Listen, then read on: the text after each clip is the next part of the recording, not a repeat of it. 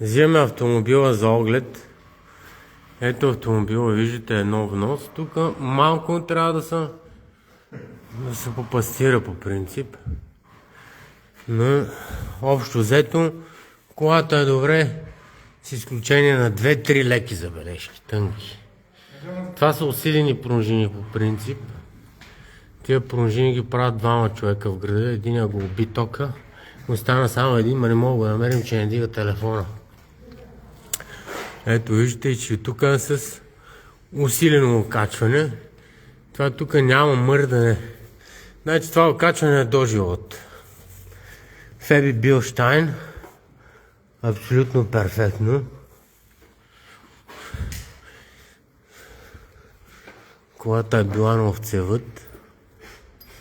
Той се е пасял овцете с тази кола. Тигри. Харесва ли? Харесва ли? И напредните ли? Я. Я да. Охо. Значи, това е грамотна нация, човек. Няма смениш нищо. Да. Перфектно.